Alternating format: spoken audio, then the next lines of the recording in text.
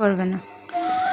কিছু কিছু অর্ডার এমন আসে যেগুলো করতে গিয়ে লিটারেলি মানে আমার মাথা খারাপ হয়ে যাবার মতো একটা খারাপ, মানে সবসময় বলবো না, তবে মাঝে সাঝে। তবে দর্জি যেহেতু হয়েছি, কিছু কিছু মানে সাধারণও থাকবে, সিম্পল থাকবে, কিছু হেভিও থাকবে, এটাই একটা খুব সাধারণ ব্যাপার। তো তার মধ্যে আজকের একটা অর্ডার পেয়েছিলাম, যেটা হচ্ছে গিয়ে বলেছিল যে এই সালোয়ার স্যুটটা দিয়ে ওনার মেয়ের দুটো জামা বানিয়ে দিতে হবে। মানে সেটা হতে পারে দুটো গায়ের বা একটা প্যান্ট, বা হতে পারে একটা প্যান্ট দুটো গায়ের, তুমি যেটাই করে থাকো না কেন, বাট আমার মেয়ের দুটো জামা তোমায় করে দিতে হবে। তো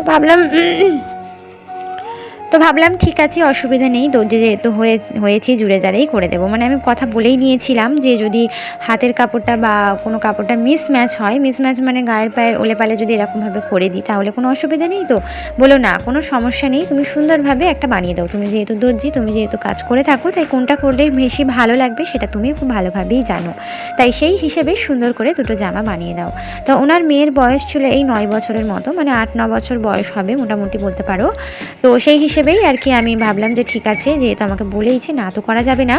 তো সেই জন্য বসে পড়লাম সেই মতো কাজ করতে।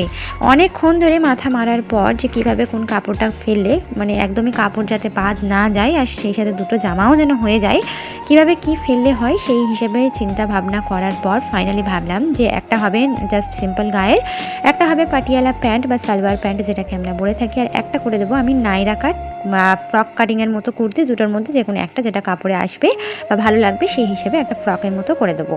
তো সেই মতোই লেগে পড়লাম কাজে, এখানে কাটিংও করতে বসে পড়েছি। তো কাটিং করার পরেই আমি কিন্তু সেলাইও করে নিলাম, আর ফিনিশিংটা তোমরা দেখে নাও কেমন লাগছে। তো দেখে নিশ্চয়ই বুঝতে পারছো কেমন হয়েছে, আর অবশ্যই তোমরা কমেন্ট করে জানাবে যে সালোয়ার স্যুটের কম্বিনেশনটা যে আমি করলাম সেটা আদৌ কেমন লাগছে।